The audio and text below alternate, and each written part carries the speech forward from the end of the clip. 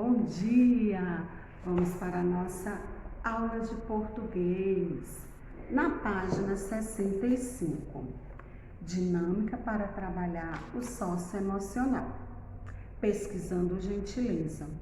Por meio de vários questionamentos, estimule os educandos a pensar sobre a gentileza.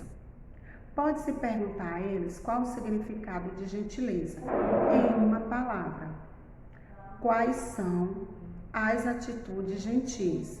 O que é ser gentil com o outro? Como fazer para ser gentil? Se eles se consideram pessoas gentis e etc. Depois desse diálogo, explique que eles agora irão ser pesquisadores sobre a gentileza. Por isso, eles receberão um cartão com a seguinte pergunta: o que é gentileza? E deverão levar para casa. No caminho, em casa, na rua, com os familiares e amigos, eles irão fazer uma pergunta às pessoas ou ouvir as respostas. No outro dia, conduza uma conversa sobre o que os educantes conseguiram aprender por meio das respostas das pessoas pesquisadas. Na página 66, vivenciando. Primeira questão. O que pensar sobre o que é gentileza causou em você? Leia as palavras abaixo, escolha uma e represente na carinha abaixo. Então, aí é uma resposta pessoal. Você vai pensar: a gentileza causou em mim ansiedade. Aí você desenha uma carinha de ansioso. A palavrinha gentileza causou em mim alegria. Aí você vai fazer uma cara bem alegre. Entendeu como é que você vai responder? Aí agora na segunda questão. Onde você sentiu mais satisfação em executar a pesquisa? Na escola, em casa, na vizinhança? Gente, na escola você não vai poder fazer essa pesquisa, mas você pode fazer em casa e com seus vizinhos, ok? Terceira questão. Qual a resposta você mais gostou de ouvir? Gente, essa pesquisa é essa da página 65. Você lembra que aí a tia leu que você iria perguntar às pessoas sobre o que era gentileza? Então, você vai só perguntar o que é gentileza. Aí a pessoa vai lhe responder, ok? Quarta questão. Desenhe abaixo uma atitude de gentileza com o outro. Então, você vai apenas fazer o quê? Um desenho, tá bom? Agora, na nossa página 68. Leitura de imagem. Então, tia, como é que a gente faz uma leitura de imagem? Apenas visual, gente. Você observa a imagem. Trabalhando a oralidade. 1. O que você enxerga na imagem? 2. Cor da pele, deficiência física ou classe social são motivos para uma pessoa não poder conviver com os outros? Terceira. Como você reagiria se visse em sua escola alguém ser excluído de uma atividade por possuir uma deficiência física? Quarta. Na sua opinião, deve haver salas separadas para alunos com deficiência? Justifique. Quinta. Qual é a sua opinião diante de uma situação em que alguém é excluído das atividades pela cor da pele? Sexta. Que atitude as pessoas poderiam ter para garantir direitos iguais a todos? Então, gente, se vocês estivessem aqui na salinha de aula, nós ia debater sobre essas perguntas, certo? Mas, como você não está, você vai escrever em seu caderninho, tá certo? Todas as respostas. Página 69, lendo o texto. Uma bicicleta paralela. Oswaldo descobriu o Léo chorando na loja. O que foi, Léo? Quero comprar uma bicicleta. Já escolheu? Já. Tem dinheiro suficiente? Tenho, mas não quero gastar. As lágrimas escorriam pelo seu rosto. Então não compra, Léo. E ele abriu o berreiro novamente. Mas eu quero comprar, só não quero gastar. Pronto, o maior vexame. Essa cena durou bem 1h30. Léo secava as lágrimas, perdia a bicicleta, tirava o dinheiro do bolso, caía em prantos com o dinheiro na mão, guardava o dinheiro novamente.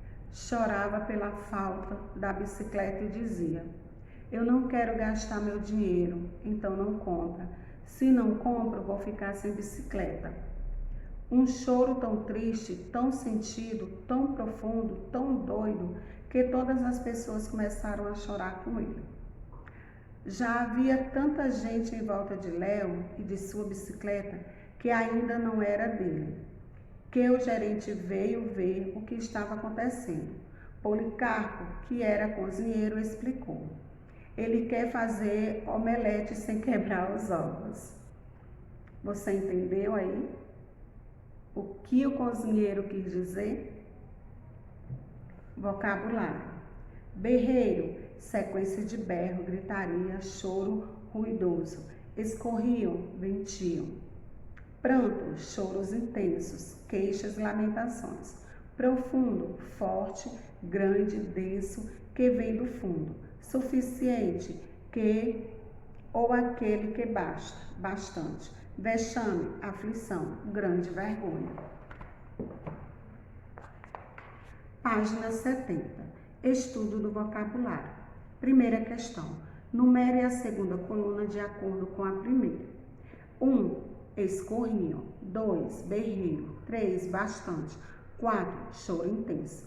Então, para você responder corretamente, você tem que olhar lá no vocabulário, na página 69. Ok? Segunda questão. Complete as frases com um sinônimo das palavras entre parênteses. Letra A. Carlos caiu no tracinho com a picada da formiga. Então, a palavra que está entre parênteses, choro ruidoso. Um sinônimo para essa palavra é a que você vai completar a frase. B. O bolo é tracinho para o lanche. Bastante. Um sinônimo para bastante? Aí você vai pensar um pouquinho e completar. C. O discurso do candidato foi um tracinho. Grande vergonha. Um sinônimo para grande vergonha? Aí você vai completar a frase. Terceira questão. Pinte as palavras do sentido contrário ao das que estão em destaque. Profundo é fundo, raso ou grande.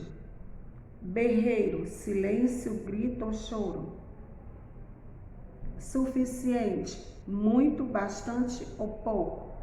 Então, você vai pintar a palavrinha com sentido contrário. Página 71. Trabalhando o texto. Primeira questão. Pinte o brinquedo que aparece no título do texto. Qual é o brinquedo? Aí você vai pintar. Segunda questão. Agora complete o quadro abaixo. Título do texto. O autor. Terceira questão. Ligue de acordo com cada personagem do texto. Viu Léo chorando? Quem foi que viu Léo chorando? Foi Policarpo, o gerente, Osvaldo ou Léo? Queria comprar a bicicleta. Quem era que queria comprar a bicicleta? Era o cozinheiro. Qual o nome do cozinheiro? Veio ver o que estava acontecendo. Quem foi que veio ver o que estava acontecendo? Policarpo, o gerente, Osvaldo ou Léo? Página 72. Quarta questão. Marque a resposta certa para a pergunta abaixo. Por que Léo chorava?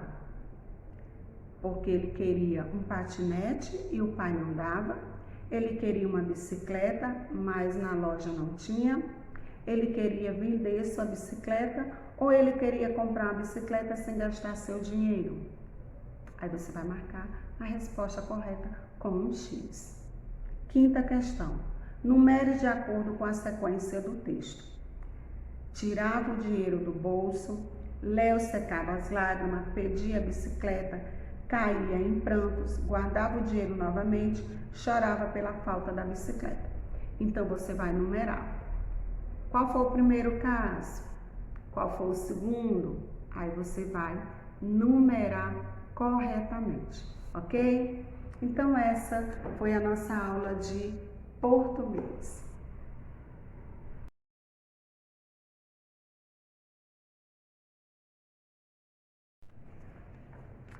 Agora, no nosso livro de gramática, nós iremos estudar palavras com i e e. Página 33. Primeira questão. Complete as palavras corretamente usando i ou e. Então, você vai ler cada palavrinha e vai completar. Segunda questão. Substitua as letras em destaque pelo encontro e. Siga o modelo. Chorar. Então, as letras que estão em destaque, A, R. Você vai trocar pelo e ficou chorei. Aí você vai ler todas essas palavrinhas e só trocar o AR pelo e, ok?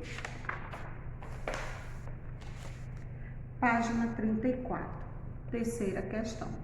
Organize as sílabas e escreva as palavras formadas.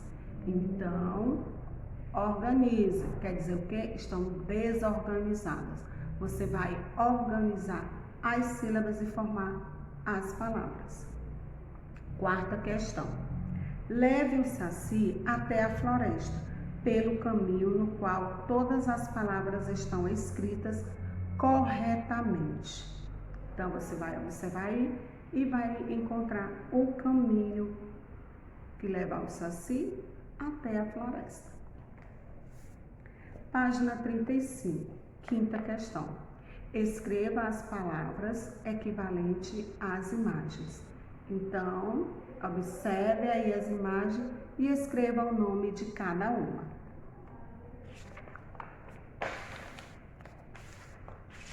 Página 36. Sexta questão. Leia o texto prestando atenção às dicas. O que é respeito? Quando você ouve a palavra respeito, poderia pensar num criado curvando-se e reverenciando o rei num conto de fadas. Respeito pode significar reverência, mas também tem outros significados. Respeito é o que é chamado de virtude. É um bom modo de agir, é uma maneira de ser bom, é uma maneira de se importar com os outros, conosco e com o nosso mundo. Quando temos a virtude do respeito, tentamos tratar as pessoas e nosso mundo inteiro com amor, bondade especiais. Demonstrar respeito significa levantar-se e dar seu lugar a uma pessoa mais velha ou segurar a porta para alguém. Respeito também significa ser gentil, companheiro, honesto e justo.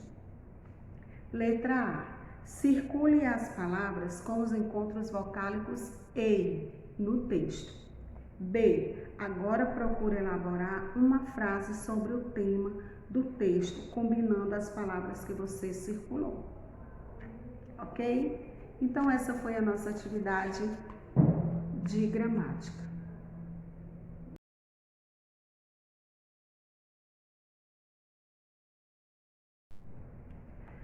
Na nossa aula de História, nós iremos estudar, na página 31, os marcos de memória na cidade. Já reparou que nos espaços públicos de sua cidade, frequentemente placas, esculturas, praças, obras grandiosas, escolas, hospitais e ruas carregam o nome de pessoas que realmente existiam? Esses nomes são escolhidos ao caso. Cada monumento público conta parte da história do município e também da pessoa que empresta o nome a ele. Nomear uma praça, uma estátua ou um hospital com o nome de alguém é uma forma de homenagem à pessoa. por sua influência ou contribuições para o desenvolvimento da comunidade. Por meio do estudo de uma obra pública e do nome que ele carrega, podemos descobrir mais sobre a comunidade em determinado momento histórico e compreender o motivo da homenagem. Primeira questão, página 32. Pesquise e responda. O nome da sua escola homenageia algo ou alguém? Se sim, descreva brevemente quem é e o porquê dessa homenagem. Se não, pesquise sobre uma escola que presta homenagem a alguém e explique abaixo.